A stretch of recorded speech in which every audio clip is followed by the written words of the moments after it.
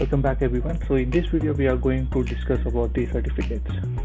Now we have seen the encryption using the IC version 1 and 2. Now we are going to see the encryption using the certificates.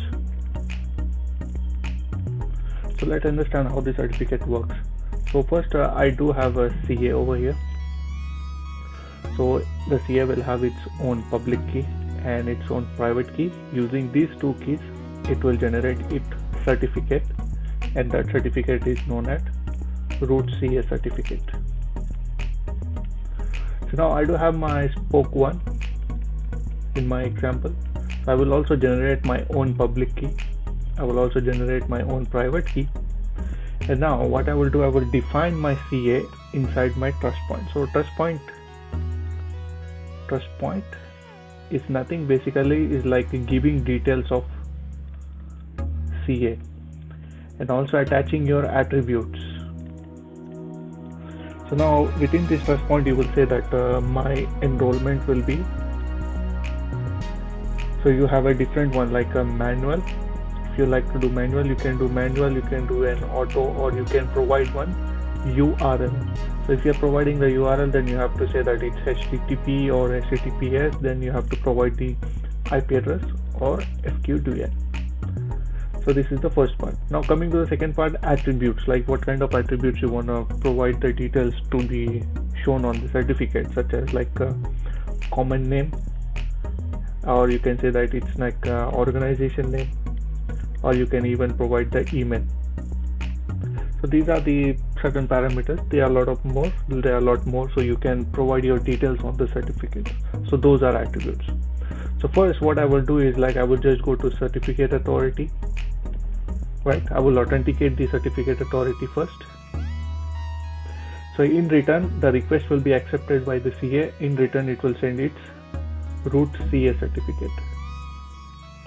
So it will install its root CA certificate, because I'm going to use this CA for the encryption, so that's the reason it will install the root CA certificate. And now in the next step I will say that I want to do the enrollment. So in this enrollment it will send its public key plus the trust point details. It will send these both to CA, and CA in return it will provide a certificate. So it will issue a certificate.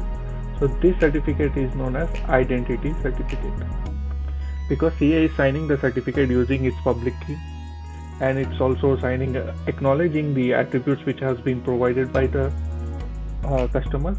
And it is saying that I am going to issue one certificate, so that certificate is known as identity certificate. So for example, we got the certificate now, IDN1. So now I'm ready to do the encryption. So similarly with the spoke 2, you will going to have the same thing.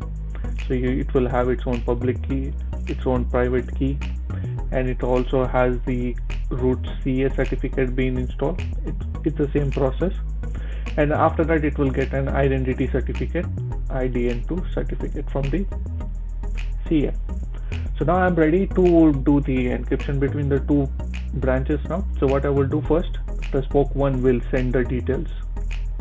So spoke 1 will forward the certificate to my spoke 2. So identity certificate, it will forward the certificate to spoke 2. So first step what it will do is, like, it will just inquire about that certificate with the CA. Right, so when it found that the certificate is valid, it will accept that certificate, and in return in the step 2 it will send that identity certificate to spoke 1.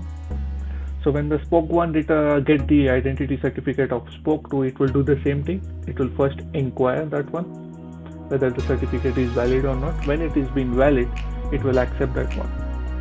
So once that is been accepted, so now what is going to do is, like, they're going to form a tunnel over here. Right, so we have a DMVPN tunnel, so they will going to form a tunnel now. So once the tunnel is been formed, using this certificate they are going to encrypt. So spoke 1, whenever the traffic is been sent, it will encrypt using this certificate. When the traffic is being reached here on the spoke 2, using this root CA certificate, it will decrypt that one. And again from here, when the traffic flows over here, it will use its identity 2 certificate to encrypt that one, and when the spoke 1 received on the other side using this root CA, it will decrypt the traffic. So this is the process how you're gonna do that certificate encryption. So we are going to look how to create the CS server on our example, and we are going to see how we are going to get the certificate. I hope this video was very informative for you. See you in the next one.